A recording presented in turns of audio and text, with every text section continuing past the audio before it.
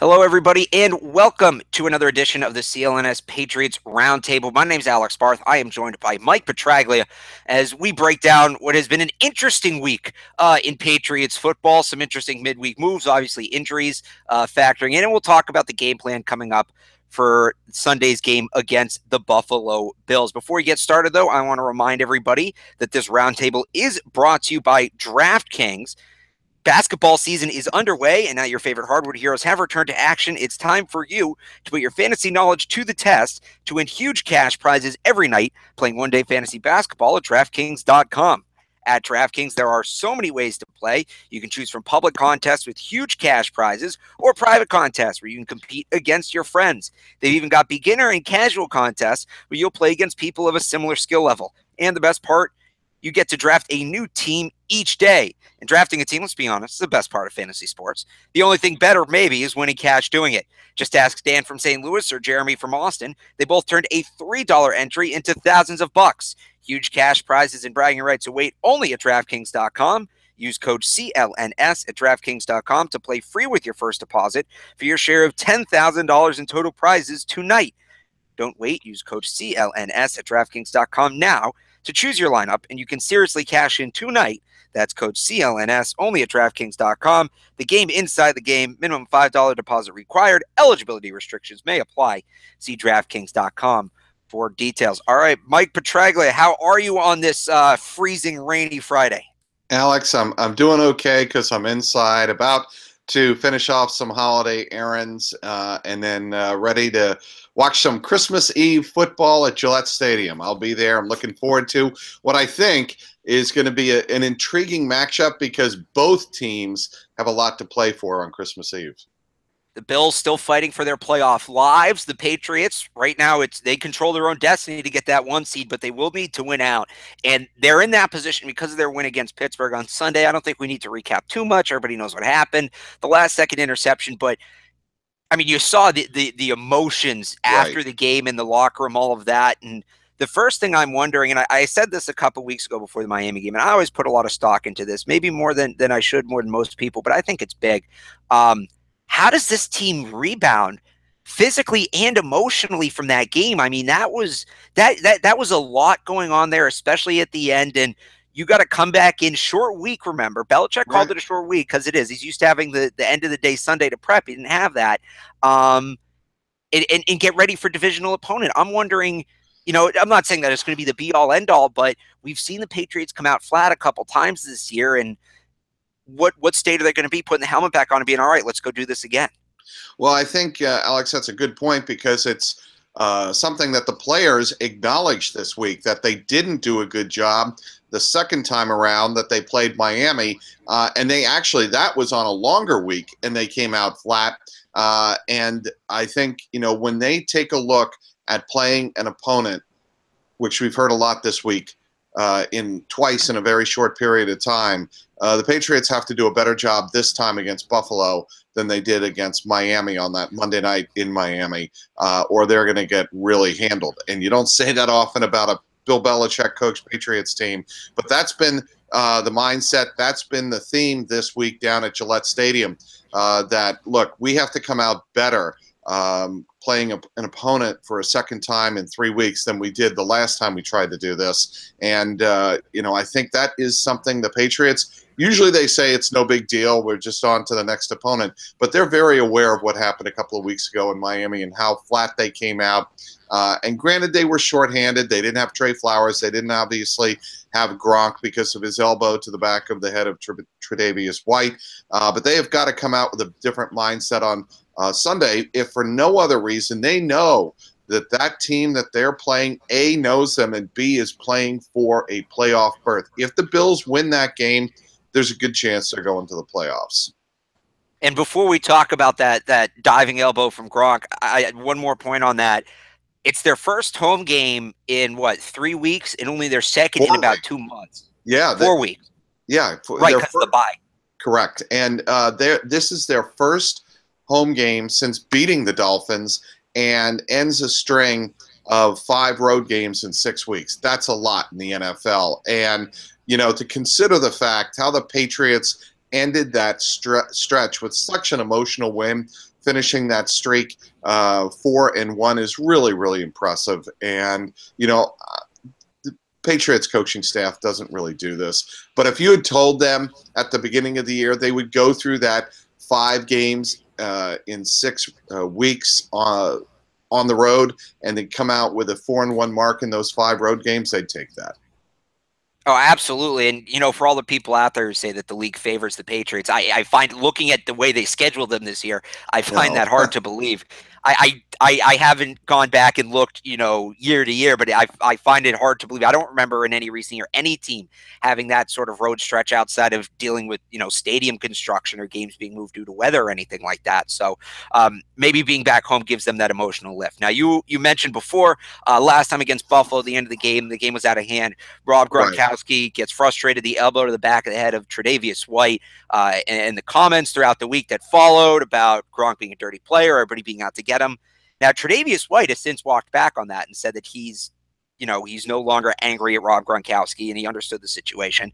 But you still have to wonder how that Bills defense is going to feel seeing him lined up across from them on Sunday. We saw it against Pittsburgh. The thing about, you can suspend Gronk for the year and the Patriots can still win out. I mean, I think that's proven now that that's a fallacy. So how much in your mind should the Patriots play Rob Gronkowski while keeping in mind that he has a bigger target on his back than usual? I don't think the target on this back matters to Bill Belichick one iota at all, because Bill Belichick regards Rob Gronkowski as a big boy. He's a man playing a man's game in the National Football League. He can take care of himself. That being said, the only way I see anything really getting out of hand is if the Patriots are blowing out the Bills again, and the game is, let's say, 28-10 or even 35-10, and the Patriots have just run roughshod and Gronk has run roughshod over the Bills for a good 3 quarters, and the Patriots are just running away with the game. Then I do think the Patriots go, okay, let's be smart. Let's get him out of there. Let's give other guys a chance, to kill out the clock. Other than that, the Bills are going to go at Gronkowski early, but it's not because they're taking cheap shots. Mind you, I think the Bills linebackers are probably going to try to do a better job of what the Steelers failed to do in the second half, and that is chip Gronk off the line of scrimmage. You cannot. Every defensive coordinator knows this in the NFL. You cannot give Gronk a free run off the line of scrimmage. That's what the Steelers did on Sunday, especially in the second half. That's why you saw him running free. I think the Bills are going to run hard at Gronk. I think they're going to hit him hard. I don't think they're necessarily going to be dirty hits, but I think the Bills are going to target Gronkowski for the simple reason to take him out of his timing, out of his rhythm off the line of scrimmage, then pass him on to the secondary. I'm just wondering, and I know Dwayne Allen's probably the name to go to here, but we saw Brady go to Jacob Hollister in the end zone last week. He missed the read. He threw the ball late. It was out of the back of the end zone. But Right. I'm wondering if, as tuned up, and this doesn't just go to the hit and it being a revenge game, but I'm wondering if, as tuned up as Rob Gronk, as tuned up as much as Rob Gronkowski tuned up the Steelers last week, will Right. the Patriots use him as a distraction and throw the ball to Hollister, and maybe Hollister gets some open looks? Basically what they did with Martellus Bennett last year. Hollister's no Bennett, but every time Gronk had a huge game, almost always Bennett would follow up with a huge game the next week because teams were so locked in on Gronk. Hollister would just be running wide open down the seam, nobody paying attention to him. Well, substitute Hollister and Dwayne Allen with James White. So what the Patriots do like to do is, if you run Gronk, like you're saying, off one side of the line of scrimmage, and the defense takes him out of that option for Brady, that usually leaves on the reverse side, on the weak side or what have you, James White. The Patriots have shown that they like using Rex Burkhead in that role, but obviously with Burkhead gone for the rest of the regular season, it is more likely to fall to James White. I would expect James White to have a fairly big game if the Bills do a good job of taking Gronkowski away from Brady in early reads on Sunday. Yeah, let's talk about that. So No Rex Burkhead this week. It sounds like he won't be back for the rest of the regular season. Playoffs, we'll see. But that's a bit of a ways down the road now.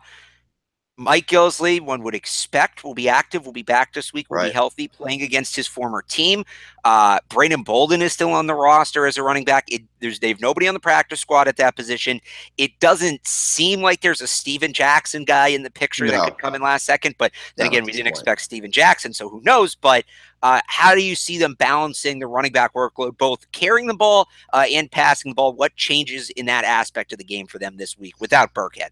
I think you go back to what you saw from Gillislee early in the season, goal line situations. Maybe again he gets another shot at the short yardage situation, but his struggles this year, early in the year, are well documented. He got stopped several times on 3rd and 1, 4th and short. He got stopped. So maybe he gets another chance in a situation like that. But I wouldn't expect Gillislee to get too much of a heavy workload right off the bat. I would expect Dion Lewis. If they're going to run the ball, it's Dion Lewis. And he has been so fantastic, I think. One of the more unheralded parts of this team is the way Dion Lewis is running the ball. I think he's running it very well. I think the run blocking has been very good for Dion. Dion Lewis this year, to me, is showing a little bit more patience behind the line of scrimmage, kind of like Le'Veon Bell, different type of runner, but that kind of patience and waiting for the holes to pop open and then shooting through them. And then, when you take a look at Dion Lewis, James White, and Mike Gillislee, I think that's a good complement of running backs with different skill sets. Certainly they lose a lot in Rex Burkhead because Burkhead was right there in terms of Dion Lewis in terms of getting big time snap counts. And you were talking about this before we hopped on the air too. If they're going to try to adjust the power run without Rex Burkhead, a lot's going to be asked of first-time Pro Bowler James Devlin. Yes, and they love James Devlin, and James Devlin's not. I mean, he will run the ball once in a blue moon on a fullback dive, maybe for 3rd and short. Like he probably has more career catches than rushes. I would probably. think. I'd have to look that up. I'm sure of that, actually. I'm sure that is the case. But what James Devlin does is give you an extra option in your power running game or in your goal line sets. And he had a big block down by the goal line on the first touchdown of the day last Sunday in Pittsburgh. By the way, I don't know if you, Alex, if you went back and watched the replay of that touchdown run, Jacob Hollister got away with a big-time hold. Oh, yeah. Off the right side. And when you see it on replay, it's right there. And I'm not trying to kill the Patriots. I'm not trying to be Nancy negative here, but oh my God, when you watch the replay, it's pretty obvious that Hollister got away with one. But that being said, I think what the Patriots really, and Josh McDaniels really like about the Patriots now in short yardage situations, they have a lot of options. And they have a lot of personnel, different personnel looks that they can throw at the opposition.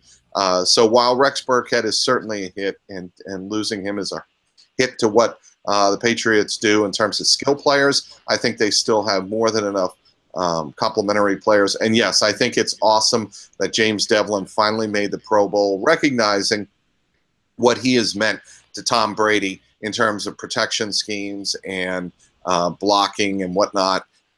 Everybody on the team loves the Brown University product, James Devlin. So it's good to see him get a Pro Bowl nod. Obviously, everybody in Foxborough will tell you, hopefully, we don't get to go.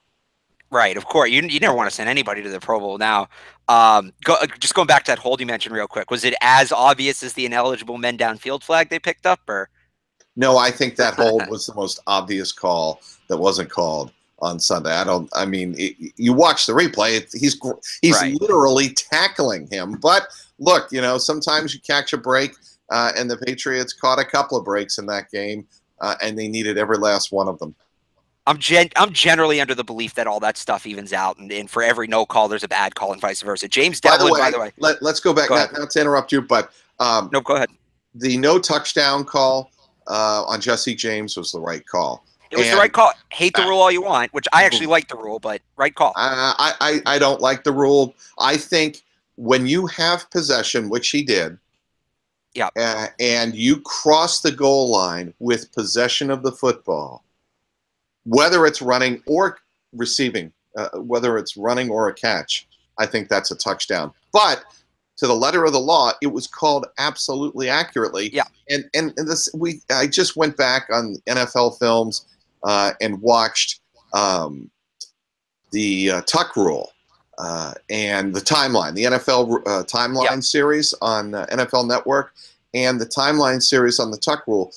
You hate the Tuck Rule all you want, and you want to hate, if you're a Raider fan, Mike Pereira all you want. When you go back and watch the film and watch what the Tuck Rule, the way the Tuck Rule was written, it was called the right way. Yeah, that's why there are a bunch of Steelers fans say the rule stinks and it was the wrong call. You can pick one of those two. If you Correct. want to complain about the Patriots, you can pick one of those two. So let me ask you this: what's a worse rule, the survive the ground rule, or the fumble out of the end zone and it's a turnover rule? Because that one I hate. That's a great question. To me, the rule, the fumble out of the end zone is a terrible rule. I think that should not be a touchback. I think that it should revert, because if you want to criticize, Belichick always says this, if you're going to criticize the rule, come up with the alternative. Okay, then what do you propose? So what I would propose is, if you fumble it out of the end zone, onto the sideline, not out of the back of the end zone, mind you. Out of the back of the end zone is a different ball game.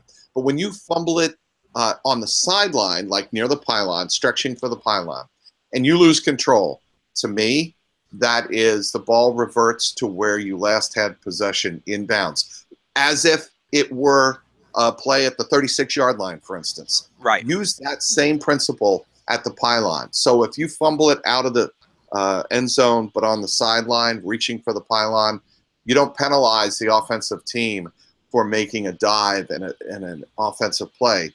You put them back to where they last had possession in the field of play. And even if you want to penalize them, put the ball back at the 20, but there's no need to change possession. I think the stupid thing is, how can the defense gain possession of the football without ever touching it? Right. That's just what's weird to me. There could be no defensive player involved. It's turnover. By the way, that's a worse rule, by the way. That's a worse rule than the fumble out of the end zone. Oh, yeah. James Devlin, 7 career carries for 15 yards, 19 career receptions for 161 yards. He has more career receptions than rushing yards. Of course, subject to change. He's still got a lot of football ahead of him. One more topic before we move on. Let's look at the Bills and that side of the football. They were missing Sammy Watkins last time out when he got traded to Buffalo. I got all excited. I thought, first of all, we get to see a player play the same team 3 times in a season. That's very rare, because he was with Carolina when they played earlier in the season. And also, this is a legitimate weapon, the likes of which, Sammy Watkins, Kelvin Benjamin. Kelvin Benjamin. Both ACC guys. This is a legitimate weapon the Bills haven't had in quite some time. What difference does Kelvin Benjamin make in this week's game that the Bills didn't have when they faced off a couple weeks ago in Buffalo? A tall receiver.